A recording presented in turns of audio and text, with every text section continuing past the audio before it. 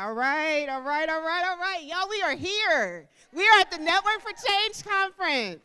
My name is Christina Long. It is a pleasure to be your MC this morning, as well as the strategic director of NetWorked. Now, some of you all look real familiar because we work together every single day. Some of you all I do not know, and I am glad about it because that just means the network is growing. It is growing. Let me ask, if you were at our pre-conference mixer last night, just wave your hand, give a high five to somebody, say welcome to everybody else. Welcome, because we kicked it off right. And this is what NetWorked is about. So today is April 1st. Some call it April Fool's Day, right? It is. You know, when we think about the changes that we are trying to make in our communities, some would say that we're foolish. The visions are so big. How can we possibly get them done? But you know what? Each and every day, we get them done. This is, as you heard in our opening slide, this is a room full of do-gooders. Say, I'm a do-gooder. The do-gooders, we show up, don't we?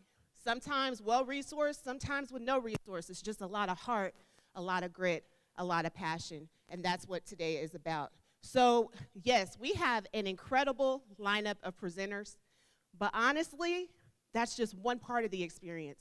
Each and every one of you are going to contribute to what this networked experience is all about, and that's what we're excited about too, because each of you are game changers. When I talk about the resources in this room, it's nice to throw a program. It is nice to have a wonderful speech, but what matters most in this work is changing systems. It's changing policies. It's changing practices. And many of you have answers to resources that some communities are struggling to even get their mind around. The answers are in this room, so take advantage of it. When I talk about these resources, I'm gonna give you two examples. Is that okay? All right. When the pandemic hit up in Reno County, they recognized the severe need to be able to connect more people to broadband access. We all hear it, right? The need for high-speed internet, the need for broadband. Well, guess what happened? Aubrey Abbott Pedersen and the Hutchinson Community Foundation, along with a company, Idea Tech, they sprang into action. And they took about $215,000, which that's pretty good money, right? $215,000. They were able to take that, create loan and grant mixes that then ultimately grew to $2.5 million because they got others in their network, okay? But it didn't stop there. The effort ultimately, once they attracted that $2.5 million, it ultimately grew to, get this, $13.5 million, which ended up connecting 8,000 homes in Reno County to broadband. You talk about changing systems. Real example, let's talk about Wichita. I'm gonna brag on my hometown a little bit. Vice Mayor at that time and now City Council member Brandon Johnson was able to repurpose a portion of his district's funds, $88,000, seeing the need to be able to connect more minority entrepreneurs and under-resourced entrepreneurs with startup and flexible capital. He was able to create the Propel Small Business Loan, $88,000. Guess what happened in less than a year? They were able to get more resources into the network to grow it to now over $400,000 thanks to contributions from NXTUS and others. $400,000 flexible capital for minority entrepreneurs and under-resourced entrepreneurs. That is systems changing. Jamie, with the city of Wichita, she's here today as well. All right? So I've talked a little bit about these examples. Let's put them in front of you. Oh, there's me too.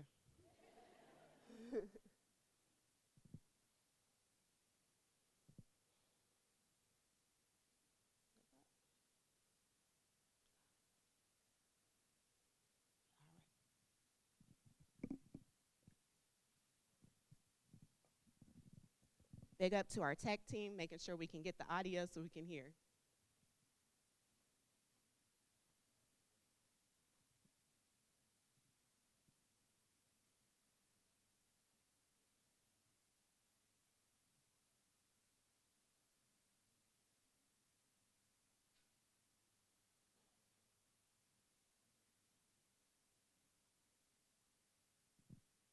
That's okay. That's all right. They were just talking about what I just shared.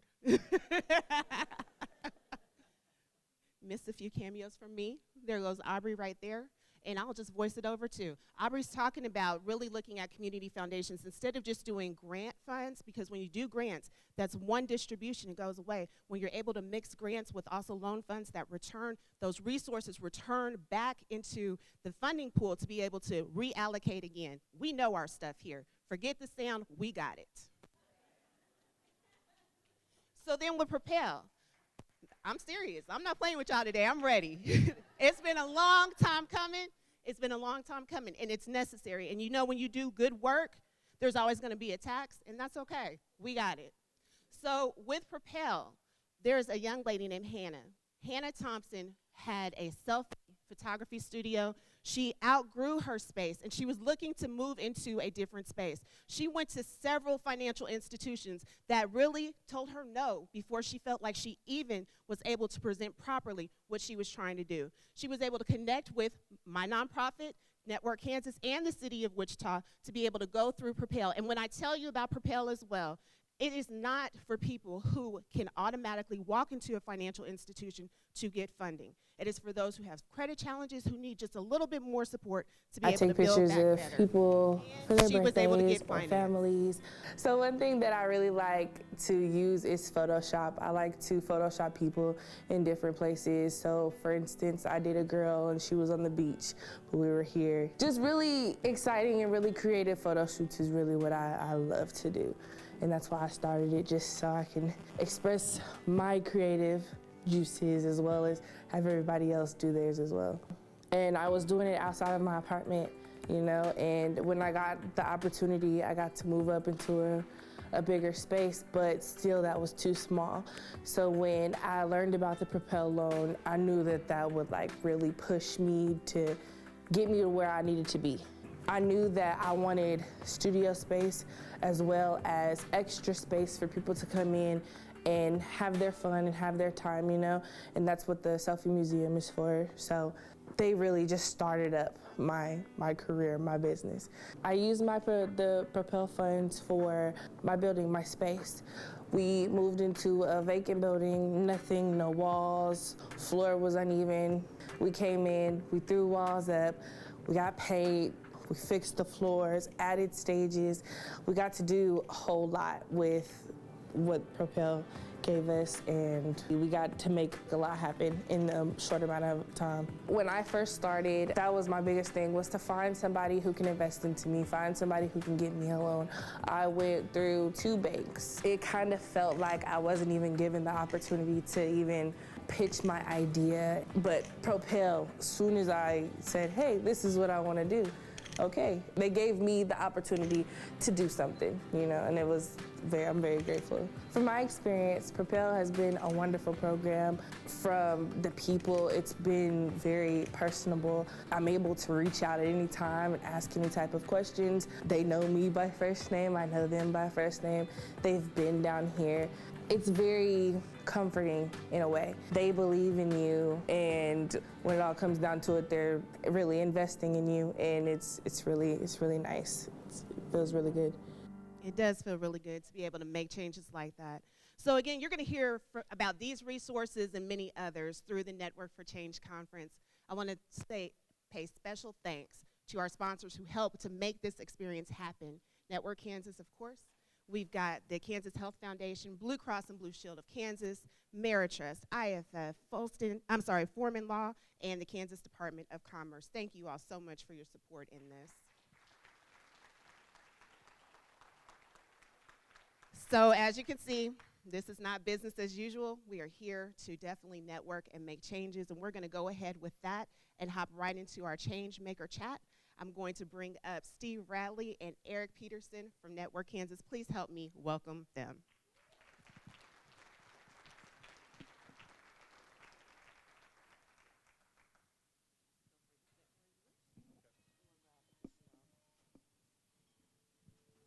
There's some wild things.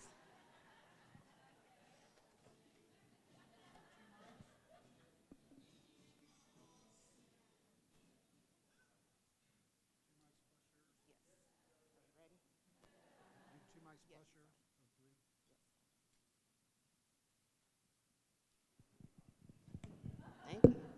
All right, get comfortable. All right, we'll get your mics.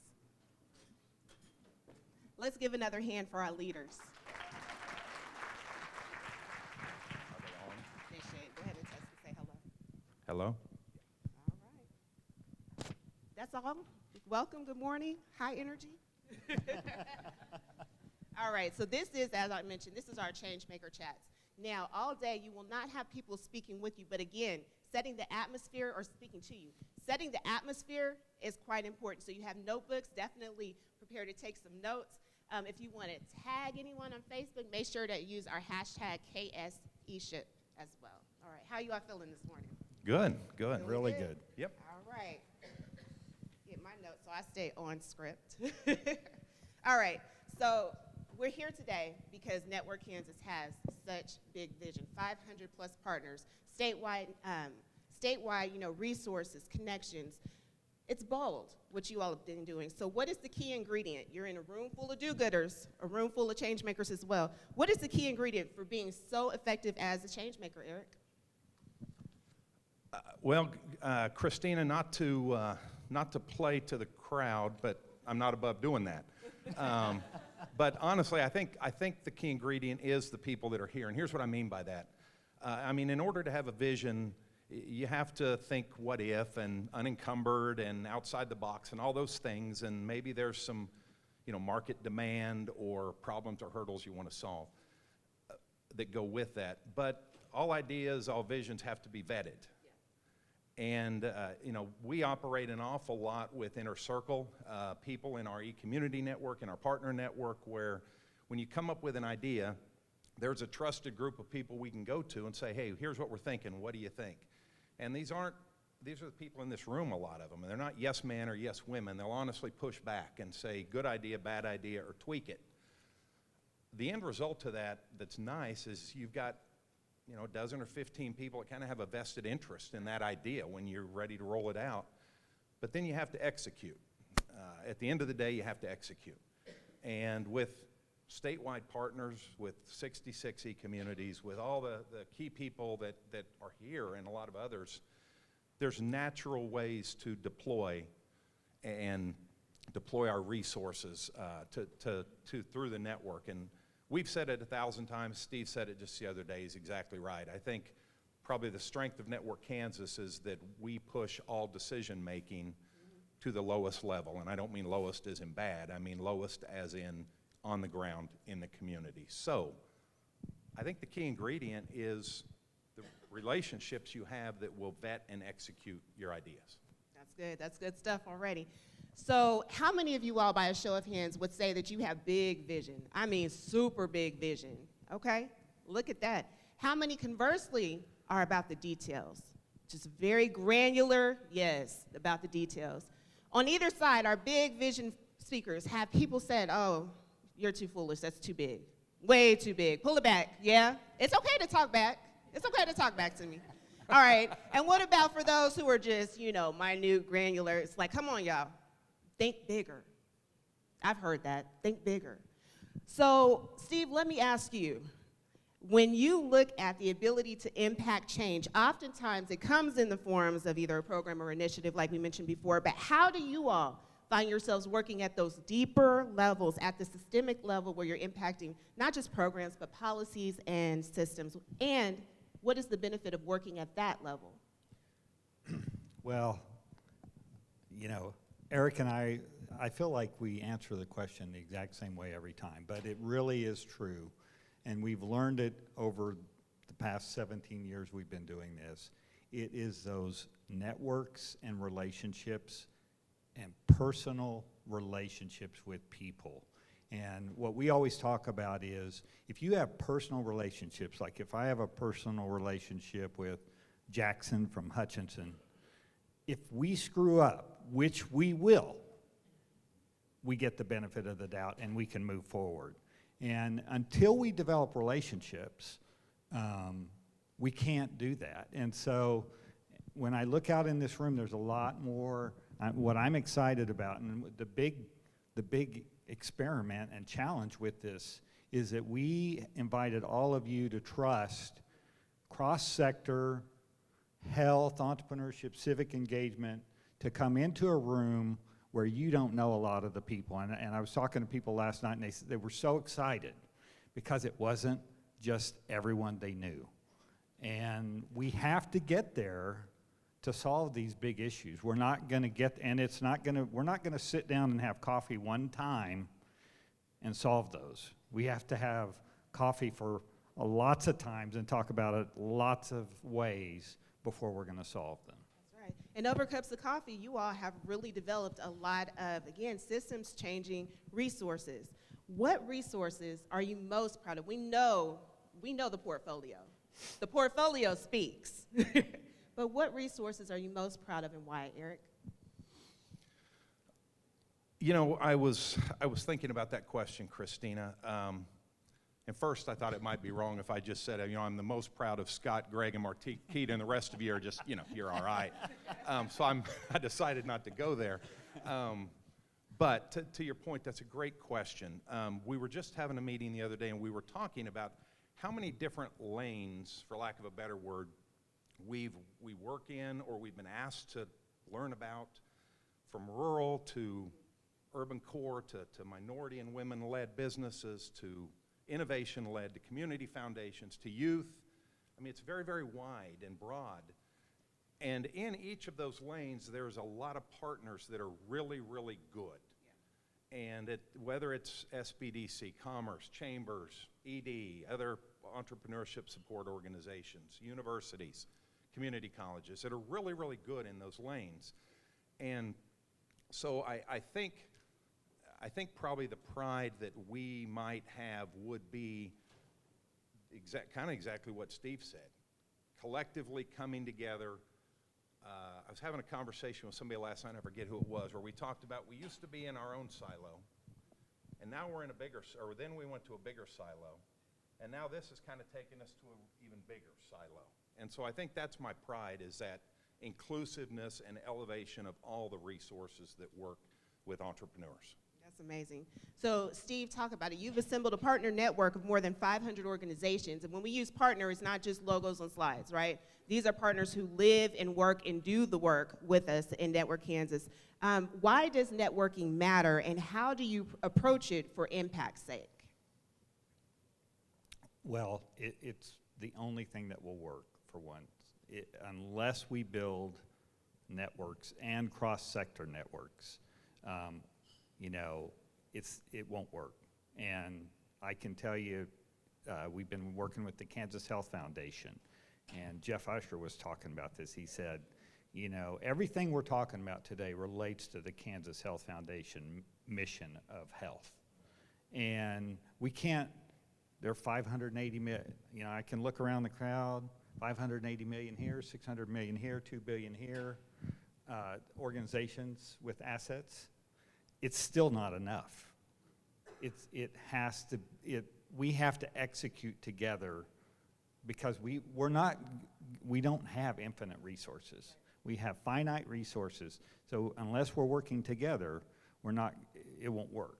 And so that's why when we are working on things, anything, we talk to our partners. That's right. So then how do you strike the balance, again, between those big ideas and those small granular ideas to make something brilliant happen, Erik?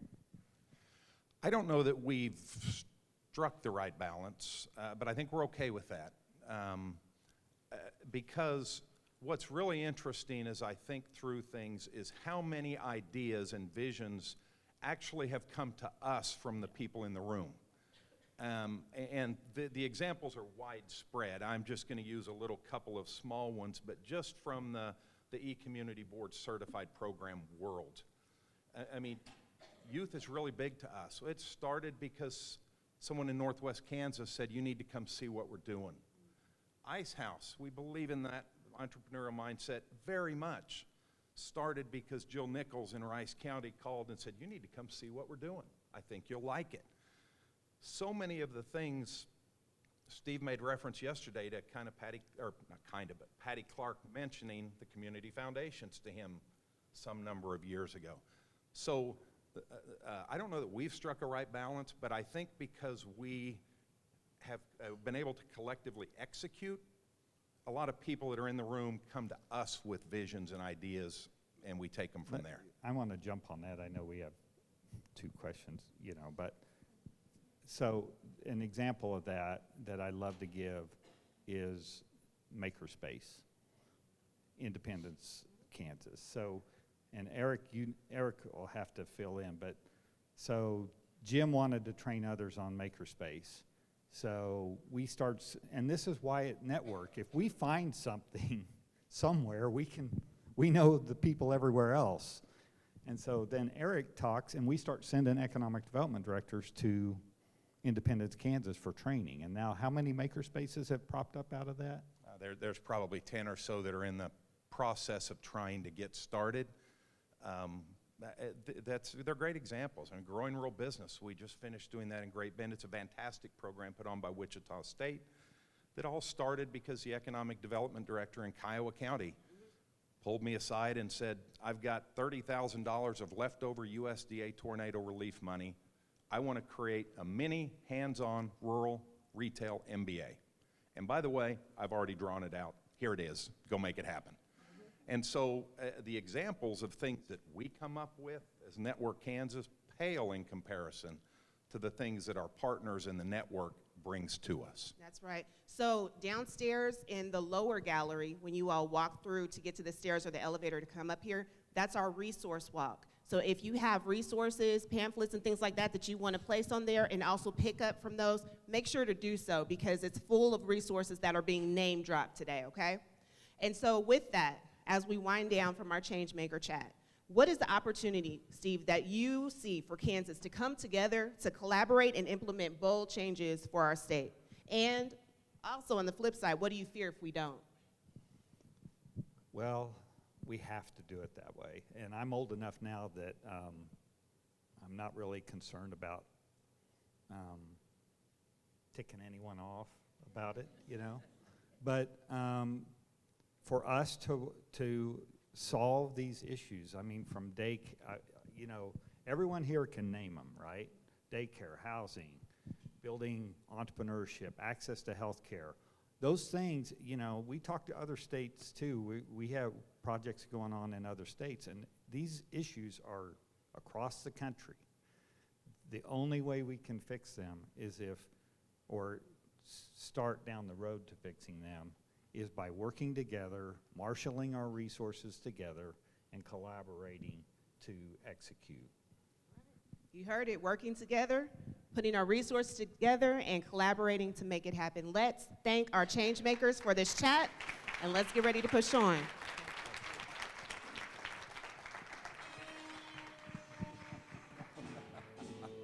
Well, pardon me. Hey, where do you want these? And then you can give that one. All right, that's awesome. Can we give our DJ another hand? DJ Bar, do you need a seat? You good? Okay, all right. So now in your programs, if you want to follow along, you will notice on the inside, that's our run of show, okay? We have an order, we have organization, but now it's time for our power talkers. And what is a power talk? You are going to find out. But the topics that we have for you today are based on topics you said you want to hear about, you want to talk about. So entrepreneurship support, those organizations that work to help place resources with visions to help people actually execute on their dreams. We know that entrepreneurship is a backbone. It's such a big, necessary part of economic development. And so we are so pleased to have Melissa Roberts-Chapman here from the Kauffman Foundation who's going to kick off our Power Talkers. Please, please, please. We're going to get moving. Stand up and give her an ovation before she's even said anything. Melissa, come on.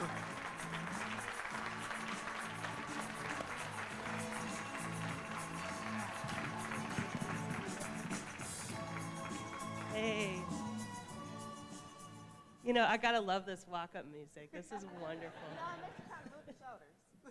So, thank you all for being here today. As Christina said, I'm Melissa Roberts-Chapman. I'm a senior program officer at the Kauffman Foundation. I'm based in Kansas City. Had a lovely drive down here through the Flint Hills and snow and ice yesterday. And I'm really pleased to be back here in Wichita. It's always really fun to come, do a little walk along the river, and just see some great people. that are doing really important work here and across the state. And so today I really wanted to spend some time talking to you about the Kauffman Foundation, about the work that we do, but also about the urgency of the work that we all do together. Because I think this is a moment in time where entrepreneurship support is critically important, not just because it's something that's important to us, but because it's important to our state's economy and to the future, and also to our recovery from this pandemic. So, getting started, the Kauffman Foundation, you might know us, we're a private foundation based in Kansas City. We were started by a really incredible entrepreneur in Kansas City. He built what you today would call a life sciences company in the basement of his house and grew it to become one of the largest pharmaceutical companies really in the world. Today, you'd know it as part of Sanofi. And that was really a remarkable experience. And when Mr. Kauffman, or Mr. K as we call him, looked back on his life to think about what he wanted his legacy to be, he thought about the things that gave him a great opportunity. And they were really the opportunity to get a great education and the opportunity to start his own business. And so we wanted to make sure that everyone had those same opportunities, and that's why we do the work that we do today. Everything that we do at the Kauffman Foundation works towards building inclusive prosperity in our community in Kansas City, in the Heartland region, and across the country. And we do that by making sure everybody has the skills that they need to make or take a great job. And then also by transitioning how we think about economic development to be entrepreneurship-led. And if you ask me, and I'm a little bit biased, but entrepreneurship support is economic development. They're one and the same. It's the next generation of what economic development is going to become. So, when I think about the economy of Kansas, and certainly the economy of all 4 states in the Heartland region, because that's the work that I do, with my team at the Kauffman Foundation, we make investments in entrepreneurship support programs across Kansas, Missouri, Nebraska, and Iowa to really help build vibrant, inclusive, and collaborative entrepreneurial ecosystems across the region. So when I think about the economics of these 4 states, I really see a problem coming. And that's because our economies in these states are similar in that they're very highly concentrated. So there are very few employers per 100 employees in these states' economies. It means we're putting all our eggs in one basket. Second thing is, those companies, unfortunately, while they're really important in our communities, while they're huge employers to us, when you look at it on a global scale, they're not that big and they're not that profitable. And so we're putting all our eggs in one basket, and that basket's got a hole. And then finally, when we look at the occupations that these companies support, they're not aligned with what we know is going to drive growth in the 21st century. So, the eggs are in one basket, the basket's got a hole in it, the handle's falling off. We're in a bad situation, folks. And I think really the answer, the way that we all move forward together, is by really thinking about how do we support entrepreneurs, the people that are going to diversify that economy. And that's really what's at the core of why entrepreneurship is important and urgent. So I know a lot of you in this room are entrepreneurs. Can I get a show of hands to see how many of you? Wow, that's amazing, y'all. That's really incredible. Thank you. And how many of you are doing entrepreneurship support work? Man, that is even more incredible. So when I think about making the transition, as I did from being an entrepreneur to being an entrepreneurship supporter, and then from being an entrepreneurship supporter to being an ecosystem builder, it reminds me of a story. And this is a story that dates from about 500 BC on the Indian subcontinent. It's about contemporary to the life of the Buddha. So there were blind men living in a village, and they heard that an elephant was coming to town. None of them had ever been exposed to an elephant before. They didn't know what that meant. But they decided to go find the elephant and experience it in the way that they could, which was through their sense of touch. So the men went to the village square, they found the elephant, they all approached, and each touched a different part of the animal. And the person who touched the trunk felt it wrap around their arm, and they said, "An elephant's like a snake." The person who touched their ear said, "An elephant's like a fan. I can feel the wind blowing on my face, and it's thin and papery." The person who touched the tail said, "An elephant's like a rope." The one who touched the side said, "It's a wall the leg said it's a tree, and they were all right. The quote that I think is famous is, reality is one, though it has many faces. And I think the same is true of entrepreneurial ecosystems. So a lot of people, they get into an entrepreneurial ecosystem through one program or one experience as an entrepreneur, by seeing an accelerator program, by seeing a loan fund, by hearing or meeting someone they know. And all of those people would describe entrepreneurial ecosystems as those parts of a whole. The truth is that it's all the same thing, and it's all part of the same whole, whether you're talking about ecosystems that support innovation-led businesses that are coming out of a lab, or somebody that's, taking a craft that they used to sell online and turning it into a retail storefront. All of these businesses are part of the same system. And so I want to talk for just a minute about how I think about building those systems and why it's important, and then, what is urgent about this moment in time. So, when we think about building entrepreneurial ecosystems, the first thing that I think is really important is, and that makes it different than just supporting entrepreneurs and just running a program, is you've got to really take the time to engage the foundational institutions in your community. And so what do I mean by foundational institutions? I think a lot of people hear you say that and they think of the logos, right? Like the chamber, the economic development. Foundational institutions are so much more than that. They're churches, they're people, and so better than anyone else who those foundational institutions are in your community, and you understand the full richness of it in a way that sometimes people who formally sit in this seat and call themselves ecosystem builders may not. And so it's really, something that you can contribute to talk about what's important in your community, what you see as a foundational institution, and to bring that into conversations about entrepreneurship support. Because everybody needs to work together to make sure that we really understand who influences in our communities. So the second piece of that is that you've got to build a couple different kinds of scaffolding around entrepreneurship. You've got to build scaffolding around building entrepreneurial capacity, the business skills, the commercialization infrastructure that brings businesses to life. You've also got to build scaffolding around the intellectual property that underlies these ideas. And so sometimes that looks like universities and labs and research. And sometimes it looks like entrepreneurial mindset, how people come up with a marketable idea. But both sides of that continuum are important, and they have to speak to each other. So it can't be just people having great ideas or coming up with innovations in a lab that never go anywhere. It's got to be connected between innovation capacity and entrepreneurial capacity. Then you've got to pick where you want to focus. We've got to kind of, I think the expression is you got to eat your own dog food.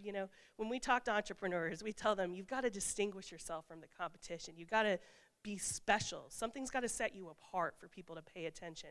The same is true of entrepreneurial ecosystems. What's special about our community? What sets us apart in the context of entrepreneurship support? And then finally, you've got to get everybody talking about the impact that you want to have together. Folks have got to be aligned, and institutions in your community have got to be aligned. So, when we think about ecosystem building across the region at the Kauffman Foundation, here's what I think, our impact is hopefully going to be. When I talk about our work, all you really need to remember is 433. So 4 states: Kansas, Missouri, Nebraska, and Iowa. Got it? What 4 states? Y'all so smart. 3 opportunities that we really think are going to bring our ecosystems into the next century, and that's really, making sure that entrepreneurship is wholly inclusive and welcoming to people from all backgrounds and walks of life. That's number 1. Number 2, making sure that people see entrepreneurship as a part of vital rural communities. That's number 2. And number 3 is really investing in the innovation-led businesses and connecting them to the entrepreneurial communities of the Heartland. That's number 3. And then we use 3 tools to do this work. And I want to stop here and just acknowledge a friend of mine, my colleague, Chris Harris, who's in the back. Everybody wave to Chris. Hey, Chris. So you can, if you hear these tools and you think, hey, this might be a good fit to support the work that I'm doing in my community, talk to Chris, talk to me. We're going to be here all day. But we support programs that people run in their communities. That's the first and most important thing. We support the capacity building, the investments that you make in making your organization better and stronger internally. And finally, when we feel like organizations are foundational to entrepreneurship support in our region, we make multi-year general operating support investments in those organizations. So if you feel like you're doing great work, you need to talk to us. We're both going to be here. But to wrap it up, I want to talk a little bit about the moment we're in today and why, I think this, we've got the sense of urgency. We know our economies need to change. We know the things that we need to change, those three priorities that are going to help us move forward. But what else is layered on this now, today, in light of the pandemic? So when we look at the trends in entrepreneurship across the country, over 20 years, entrepreneurship's been declining in our country. That's a hard truth. But in the pandemic in 2020 and today in 2021, last year, really entrepreneurship has seen this massive resurgence. It's exploded across the country. More people than ever before have started a new business, more than at any point in the last 20 years. So we've reversed that decline. But it's not all good news because there's some troubling things that are happening. So at the Kauffman Foundation, our research team has really started to differentiate between those people who are starting a business out of a sense of opportunity, who are out of employment, or people who are starting a business out of a sense of necessity because they've got to feed their families, because they've got to make ends meet. And those are people that are starting from a less economically strong position, and they're going to need different kinds of supports. So today, in 2020, during the pandemic, typically we've seen, the proportion of people that are starting a business out of opportunity versus necessity somewhere close to, 85, 86%. Today, it's declined. Between 20 and 30% of people are starting a business out of necessity because they've got to survive. And so the point here is not that that is bad and that starting a business out of opportunity is good. It just is. But what it means is that our world is changing and entrepreneurship support has to change with it. So in the context of those things, we've got to think more carefully about what expectations we have of people we work with. When we're creating qualifications, for instance, for programs, things have got to change.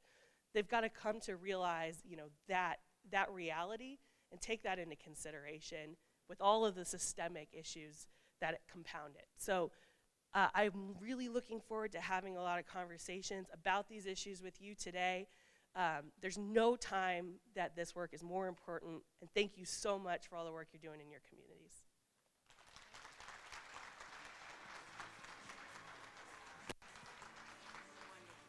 Thank you. All right, she set us off right, didn't she? So that was one area that you all wanted to discuss. Next area that you all would like to discuss, you share with us, is community development. And when we think about community development, we all come from thriving neighborhoods and cities. We want to see them do a whole lot better than what they are. And it takes not only commitment, but resources to make it happen. Now, I'm going to tell you, our network is strong enough that we, even though we wanted to have our power talkers here in person, there was a scheduling mishap, so we're flexible. And I am so pleased to be able to present Kayla Savage from the Kansas Department of Commerce, who did a special recording because it was important enough for her to have a presence here. So Kayla, we're going to give her her walk-up song. We are still going to also clap for her. 9 years Kayla, to take a position in government. And they had a 2-hour commute every day with a 2.5-year-old at home to take a new position at the start of the COVID-19 pandemic. Who does that? Why would someone give up a job they love right now? What about her family? Is she having a midlife crisis? These were a few of the comments that my well-meaning colleagues said when I accepted the role of Community Development Division Director at the Kansas Department of Commerce. I also heard How exciting. What a challenge. That sounds like your dream job. So why did I take this job? Because of you. I wanted to work with the most dedicated and relentless leaders and public servants for Kansas communities and businesses. The do-gooders, the change makers, the resilient and innovative daily grinders of Kansas. You all inspire me, our team, and the work we do at Commerce. I'm Kayla Savage. Although I am not with you in person today, some of my team members are. They'll raise their hands when I mention their names so that you'll know who they are and how they can help you. We strive to empower communities through our programs, partnership, and support. That's more than just a line. We mean it when we say it, and that's why these team members are at NetWorked for Change today. Linda Hunsicker is with the Small Cities Community Development Block Grant Program, and her specialty is housing. Ann Zeitz is also here from the Community Development Block Grant Program and is our newest member of the team. They will be glad to connect with you for your critical infrastructure and housing needs. Shelley Pash is here from Kansas Main Street. Connect with Shelley for all things related to downtown development and entrepreneur ecosystem building. Joining this afternoon's Community Development Focused Huddle is Peter Hasso with the Kansas Creative Arts Industries Commission. Kate Van Steenhouse is also there from KCIC today. Peter and Kate can help you identify resources for underutilized spaces, creative placemaking, and leveraging creative arts for economic impact. Supporting Kansas startups with the Kansas Angels Investor Tax Credit Program, AKA Angels, is Rachelle Rowand. Connect with Rachelle if you want to learn more about supporting innovative companies. Also there from the Commerce team is Rhonda Harris and Jennifer Hyman Harp with the Office of Minority and Women Business Development. They provide certification and education for disadvantaged minority and women-owned businesses.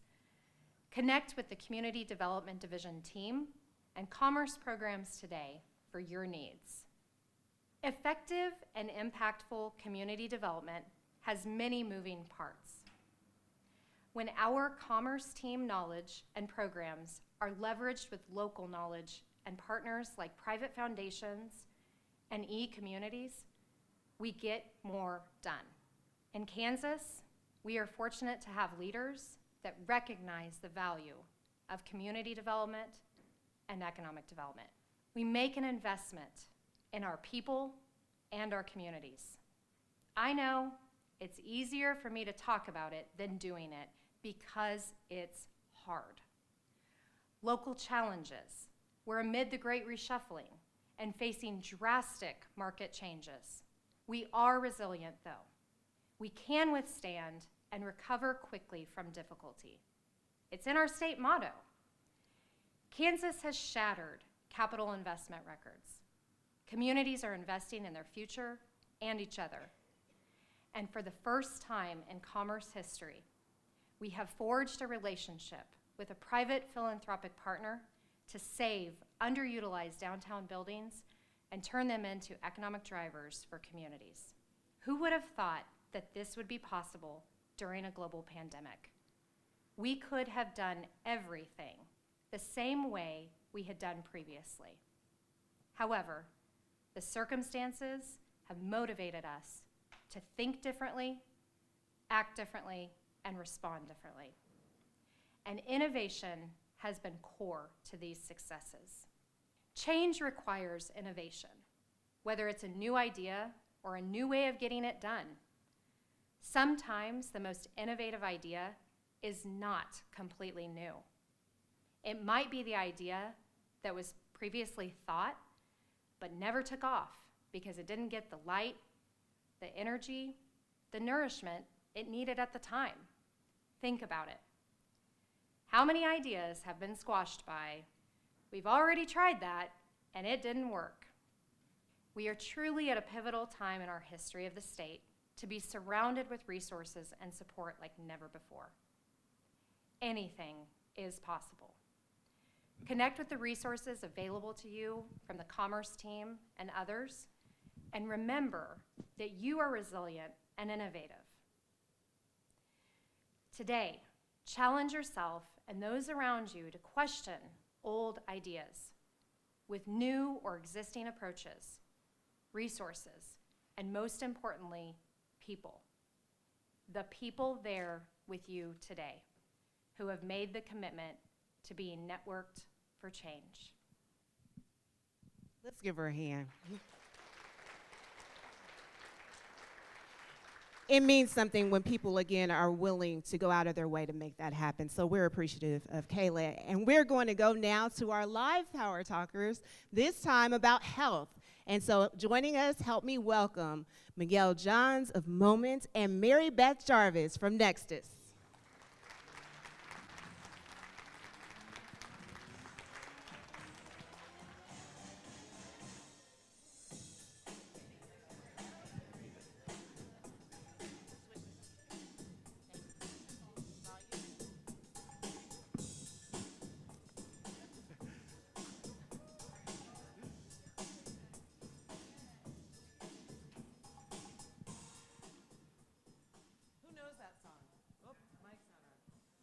Song, come on. Everybody. It's got a really long intro, so. That's right. Oh, you mean I have to turn it on? Good morning, everybody, and thanks. We're delighted to be here. I have once again committed the sin of sitting next to and speaking immediately before and after Miguel. You will see in a moment why that's idiotic. But I will do my best. I'm very excited to be here. So many friendly faces and known faces in the room, but like Christina, there's also folks here I haven't yet met. So please come find me because I want to make your acquaintance. I'm sort of glad we aren't speaking later in the day because I'm one of those folks that just hears the people talking and starts to sort of compile their wisdom and pile it onto what we're trying to talk about today and what the whole day is going to include. So Steve and Erik, who talked about the need and the impact of getting down to the grassroots, the community, the lowest level, and mean that in the best way to make real change and to connect, and their statewide vision. The idea that that Kayla just brought up, we've got to back relentless do-gooders and innovators if we're going to change, if we're going to move the needle for things that we need to improve in our communities and around our state. And then Melissa and the Kauffman Foundation, who we're so proud and pleased to work with, the idea that inclusive prosperity is what we're all going for, and all the ways that we've got to work together and build an ecosystem around making that happen.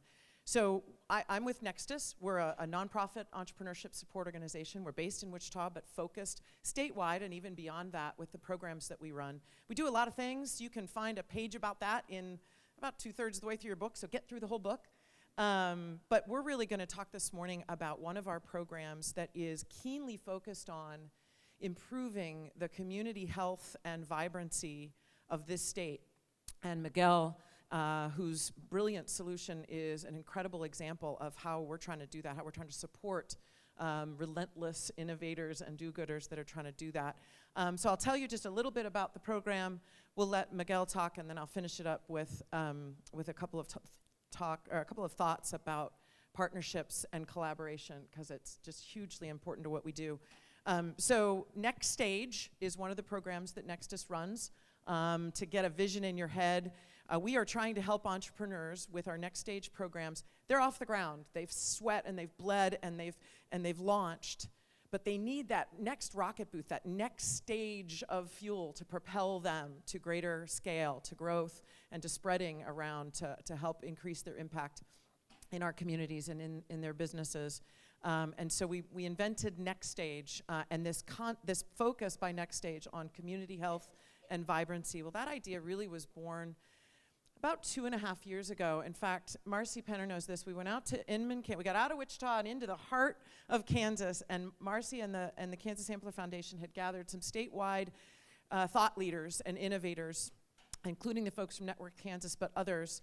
And we listened to the needs, the things that were holding communities in Kansas back from achieving their community health and growth goals. And I'll tell you, right about that same time, I learned things that many of you in this room have known forever, how big a deal the social and economic impacts on health can be. It is shocking and appalling to me that if you want to know someone's health and you only get to ask them one question, it shouldn't be, did you exercise yesterday? It shouldn't be, how big a fan of Flamin' Hot Cheetos are you? It should be, what's your zip code? And that's not something we want to continue to sustain here in our state. We should not have the health of our population and the vibrancy of our communities dictated by things that we can, as relentless innovators and do-gooders, work to change. And so the Community Health and Vibrancy Competition, basically what we do is send the word out nationwide, worldwide, for young companies, startups, that are using technology to help communities around the world, around the country, work smarter, not harder, on those tough things that are holding the growth back and holding the health of their populations back. And we find the best of them. You'll learn in a minute that Miguel's one of those. But they come from all over. And they are helping early adopters of their solutions change the stars of the communities that they live in. So we bring them here. And we show them how their solutions have an appetite, have a customer base here in Kansas. And so we pair with community organizations from around the state, hospitals and health centers, economic development agencies from Scott County, spitting on Colorado, to Allen County, on the far east part of the state. We go statewide and we find thought leaders, innovators, folks that are ready to lean in to try something new to solve problems. And we bring to Wichita and help grow in Kansas these young businesses to try to implement their solutions with pilot projects and deployments. So this last year, we brought a group of a dozen incredibly interesting companies, promising solutions for some of our state's most intractable problems and challenges for community health and community growth. I'll give a couple of examples and then switch to the example sitting right here. A gal by the name of Jessica up in Seattle, single mom, just a model of stick-to-itiveness, African-American gal who went back to work and was appalled at how hard it was to find daycare.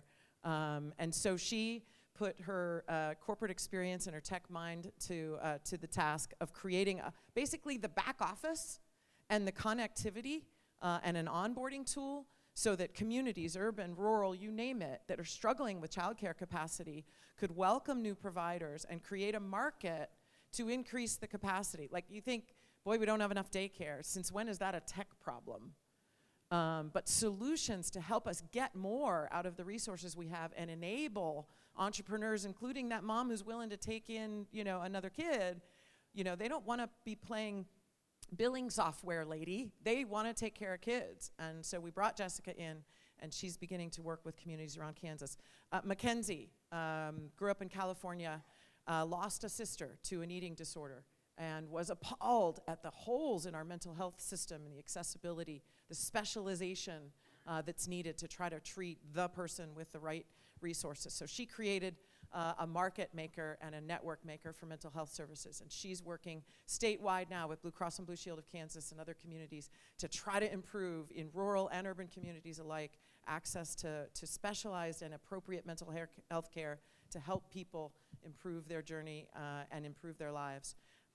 Shruti Gurandante from Phoenix, who thought that the act of trying to age in place is getting really tough these days. Throw a pandemic in the mix and the disconnectedness of our elderly population, and she created a platform to engage and improve the lives of seniors. We brought her to town, and she has started to pilot her system, Televeda, around the state. And then there's Miguel, and he'll get to tell you about his journey, but I'll just introduce him by saying he took a personal passion for fitness, for health, for wellness, and his love for his family, and he threw on top of it years of sweat and education and technology, indoctrination and like a boot camp that never ends. to build a business around helping people engage with their health and their healthcare providers in a different way and change their stars with regard to their health journey. So I'll introduce Miguel with that. Take it away, man. Thanks, Mary Beth. And just, thank you guys. Thanks, Christina, for the opportunity. But just a little bit of background around our business. We mentioned that zip code is one of the main factors for determining somebody's health. I think second on that list is probably peer support network. And so what we've done is we've created a technology that highlights the stories of people going through the experiences and amplifies those stories for different healthcare organizations with a little automation and machine learning sprinkled on top. And one of the examples is we are working with a company called Daybreak Health out of New York who has pop-up mobile buses in inner cities where there's a significant lack of access to care. They're using our platform to capture those interactions of the patients who are benefiting from those pop-up mobile buses and then sharing that across the city so that they can increase their funding as well as recruit more people to the buses to get the services and the care they need. But one of the things I really want to talk about is healthcare is a monster and difficult to change, and there's so many factors. Whether you're talking to the executives, where there's always a financial aspect, the CFO has to sign off. Whether you're talking about the outcomes, where you need to speak with the chief medical officer, whether you are talking to the nurses and the doctors who are boots on the ground and really don't have an extra minute in their day to use your technology that you're creating, there's lots of factors that make it really difficult for innovation.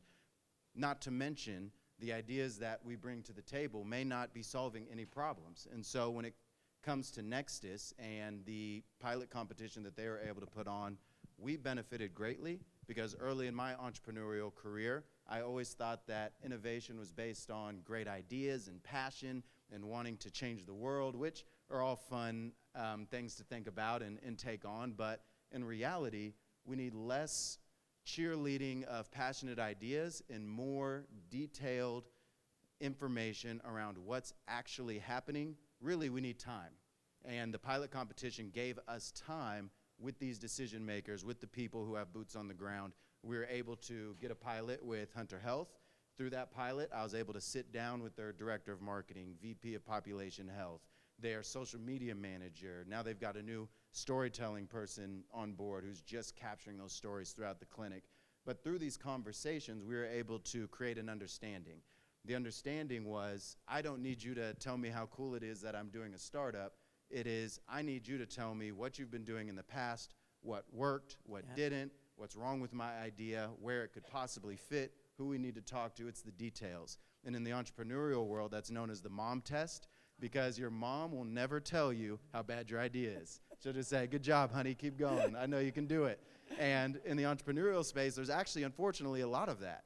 So we go to a networking event, we go to a mixer, and you're an entrepreneur, and you're taking on the world, and everybody's like, wow, that's great, keep going.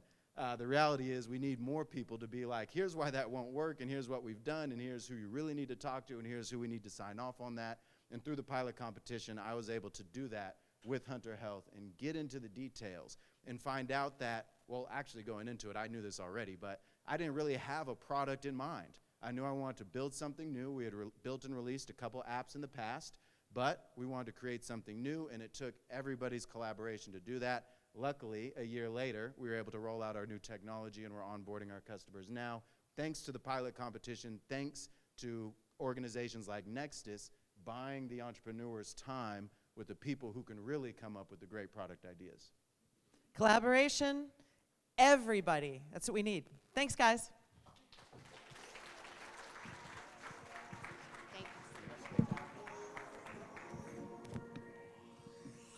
Thank you, thank you, thank you. So far, so good on the topics that you all helped us decide. We've got one more, thank you.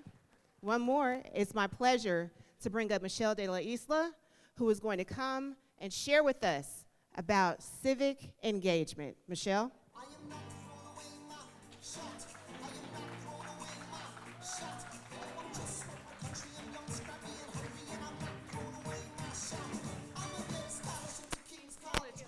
Shouldn't brag, but mine I made is an astonished. I probably have a brain, but no polish. I gotta holler just to be word. Every word I drop knowledge. I'm a diamond in the rough.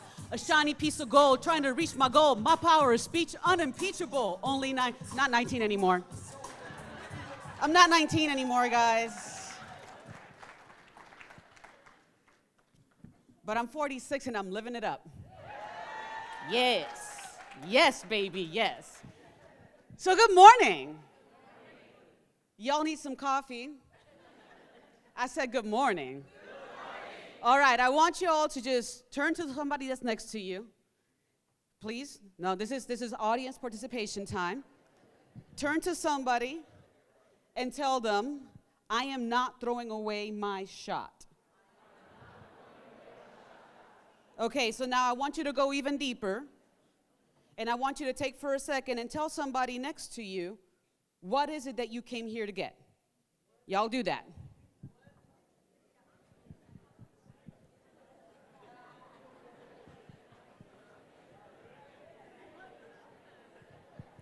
So now I'm going to invite you to do something else. I want you guys to be bold for a second.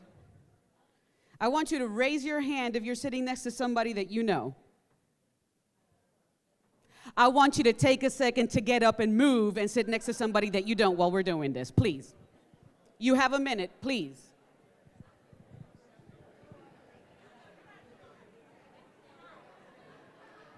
Come on, get skippy. Some people are just sitting down.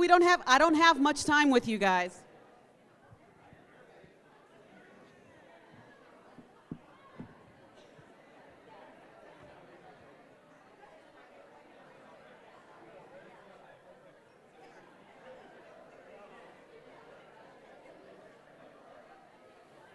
All right, I see people sitting down. While people are sitting down, I'm going to give you guys a run-through of what you've heard this morning. We've heard this morning, which is why I'm making you switch around chairs, that the solutions are not going to be found in government. Oh my God, what a revelation. That's why I'm not running for office anymore.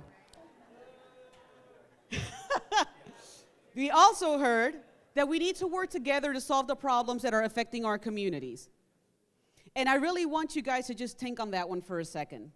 One of the things that I love about working where I'm at right now, which is the Draper Kaplan Foundation, is the fact that at DRK, we know that as a philanthropy, I am not going to get any better if I just tell somebody, I have a pack of money here, and I want you to dance to the tune that I'm going to tell you. And if you don't dance to the tune that I'm going to tell you, and if you don't do exactly what I tell you to do, if you don't spend hours writing me a grant for money that is going to cost you more to write that grant, then, yes, right, let's preach. Money that is going to take you to write that stupid grant so that you do the dog and pony show of what I want you to do because it makes me feel good to say that I'm spending my money this way, right? We're not going to get anywhere. Our philosophy of funding at DRK is that the solutions, which is what Steve said this morning, are going to be found within you. So what are you doing playing it small? And sitting around the people that you know when you know that we have to talk to each other to be able to get those solutions. Get out of your circle. The other thing that we heard from our friend from Kauffman was, what differentiates you? I think that we don't talk often enough about the value proposition that you bring. Each of you has something spectacular. We heard about the Department of Commerce.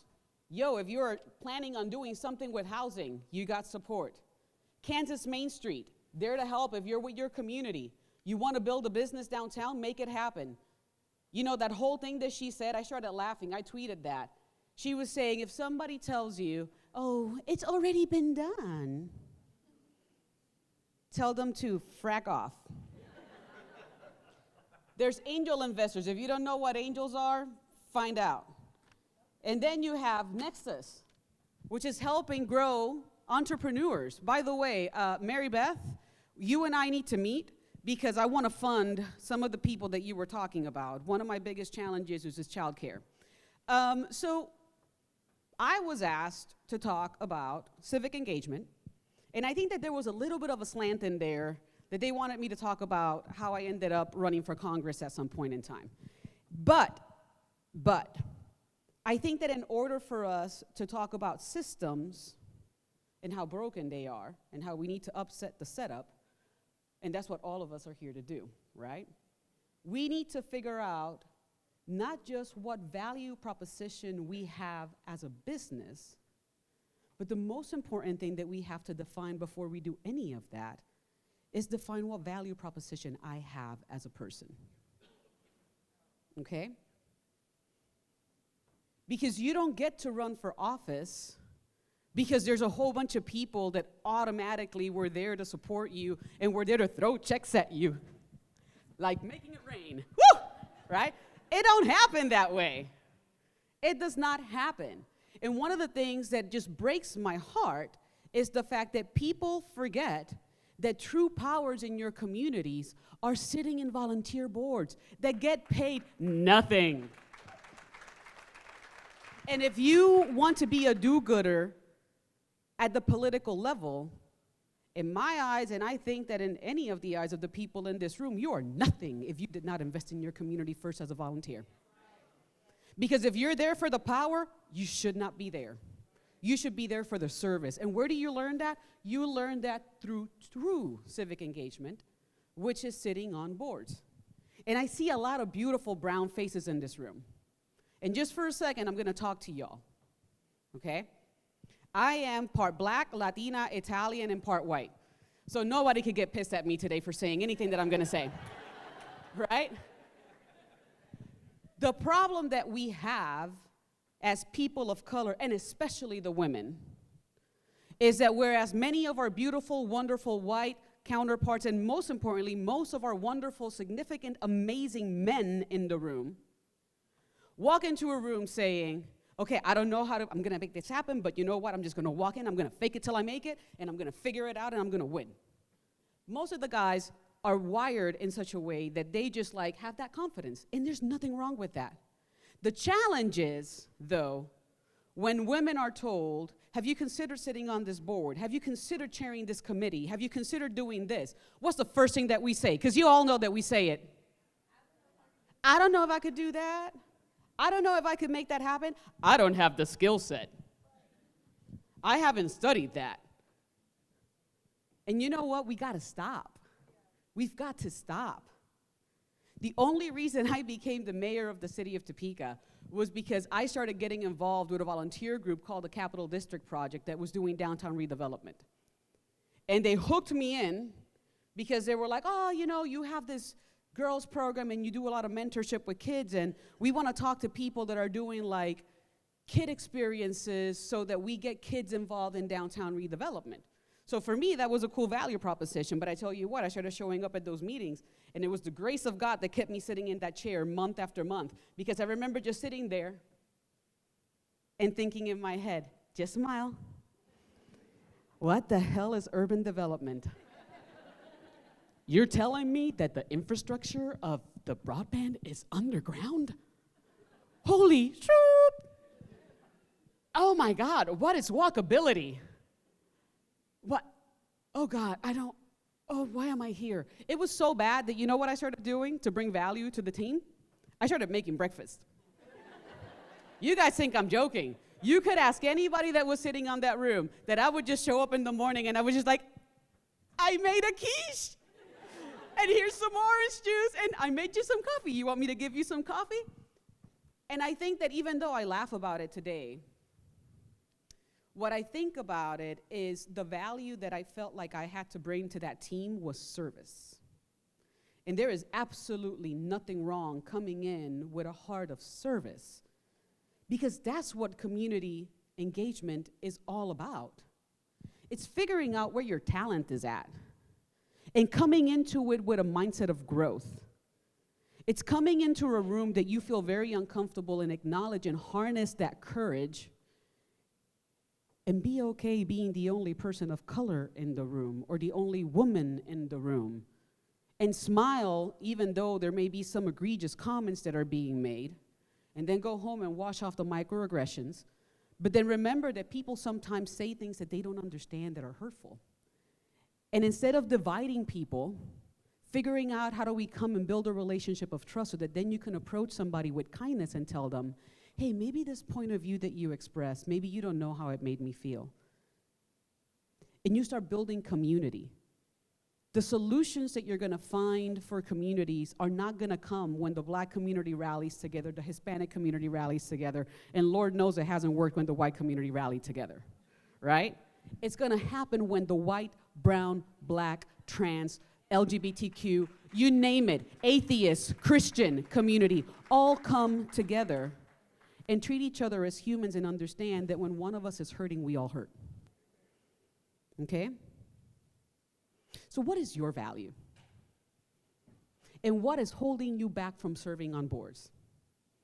Because Lord knows that when I arrived in Wichita as a homeless kid with a baby and walked into the Chamber of Commerce because I had a cleaning service called DLI Cleaning and Home Services, I was looked upon like I was crazy. Isn't that funny today? Right? But I kept pushing. I was no one, and I will never forget where I came from. It's a source of energy for me, right? So here you are in this privileged room full of people who are ready to stretch out their hand. Some of us are even willing to give you a hug and support you in whatever journey you have, whatever dream you have, whatever desire. So Christina's coming up because it means that I have to shut up. So I want to wrap up with a poem that I know you all know who this person is. I know she didn't do great as a presidential candidate, but her words still are true. And I want you to hear these words with the mindset of understanding that your community needs you to run for office, needs you to sit on those boards, needs you to step up and be the leader, because you know what? Leadership is not something that someone gives you. It's something that you can do. It's an act, it's a verb, okay? So figure out how you're going to use that verb, because our deepest fear is not that we're inadequate. Our deepest fear is that we are powerful beyond measure. It is our light, not our darkness, that most frightens us. And we ask ourselves, who am I to be brilliant, gorgeous, talented, and fabulous? Actually, who are you not to be? You're a child of God. Your playing small doesn't serve the world. There's nothing enlightened about shrinking so that other people will not feel insecure around you. We were born to make manifest the glory of God that is within us. It's not just in some of us. Remember this, it's in everyone. And as we let our own light shine, we consciously give others permission to do the same. As we are liberated from our own fear, our presence automatically liberate others. Liberate people today, guys. Love you all.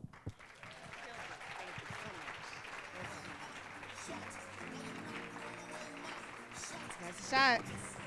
That's a shot. All right, you all. It's time to get ready to go to our huddles. We have primed the pump. This is now your time to get into the work. We have our facilitators who are going to guide us in amazing discussion. We have amazing huddle presenters. We've got Gabe Munoz. We've got Daniel Smith. We've got Mary Beth. She'll come back as well in a huddle discussion. We've got Imogene Harris, who's going to be talking about community development as well. Aubrey's back. We have got a whole lineup. Ryle's going to talk about health. We have a whole lineup of people and resources to get us going. You are now in the transition period. If there was something that was said that you want to have captured, we have a reflection room, which is our Osage room. This conference is yours. Let's go get it. Go network.